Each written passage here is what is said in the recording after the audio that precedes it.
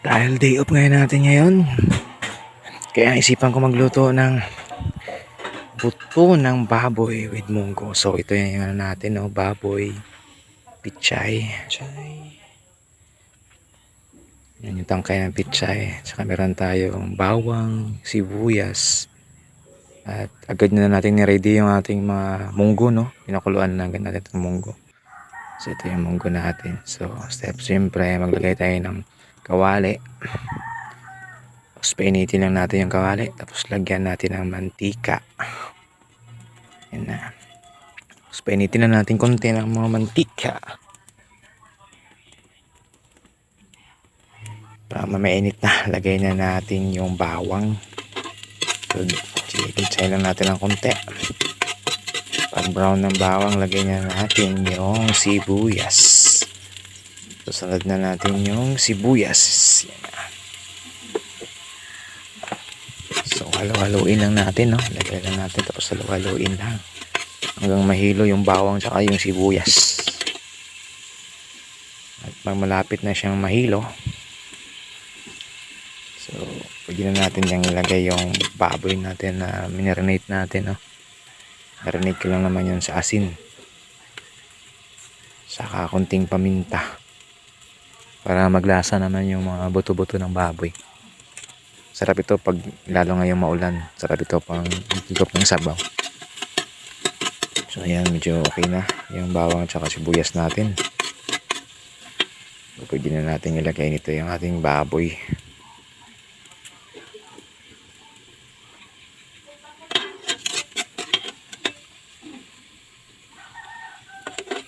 So yan na, ilagay na natin yung ating baboy. Na buto-buto, pero marami po yung laman.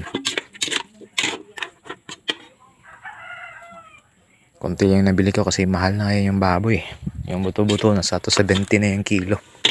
Sinaluin ko lang ng konting laman. So ayan na, nagba-brown na siya ng konti.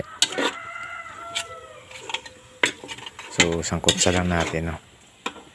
Para lumabas yung sarap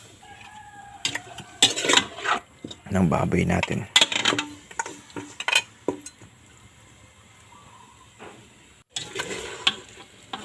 So ayan na, ano, kumulo na. So malabas na yung juice ng baboy natin. Ayan. Masarap na yan.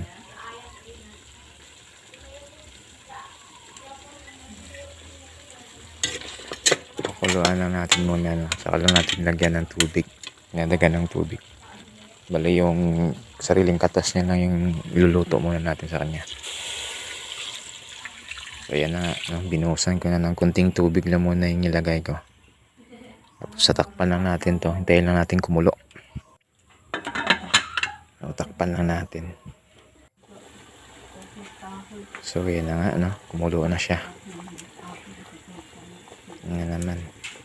Mukhang masarap na siya. So pagulo niya, ito pala yung gamit natin, no? Yan. Kahoy lang. Kasi magastos sa gasol pag gasol yung gamitin. So kahoy, mas maganda yung kahoy sa mga nilaga. So ayan na. Saan ko na? Kumukulo na. Ayan na. Malambot na yung buto-buto natin. So lagyan na natin ng pampalasa. So lagyan ako diyang cubes, paminta ng durog, pamintang buo, tsaka yung dahon. Tapos naglagay din ako ng kunting asin. So depende na lang sa inyo kung ano yung lalagay nyo sa sinabawan nyo.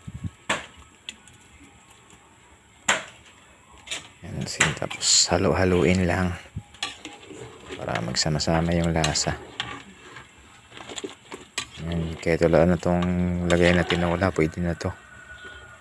Sabaw pa lang, ulam na.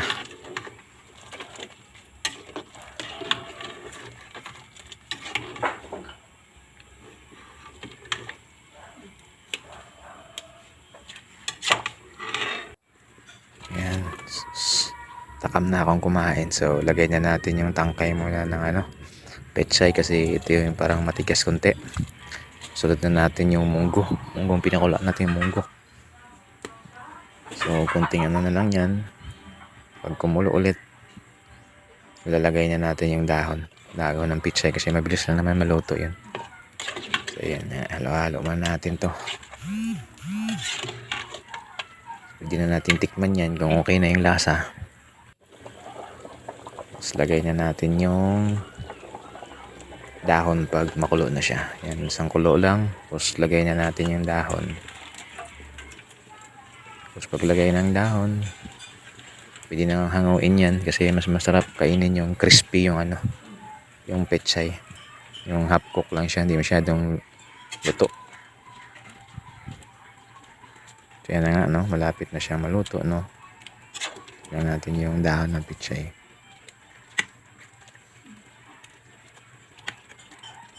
Kunting mekos-mekos lang, tapos na ito. Ayan na. So yan na nga, at tapos na. Dito na yung finished product natin. Buto-buto with pichay and munggo.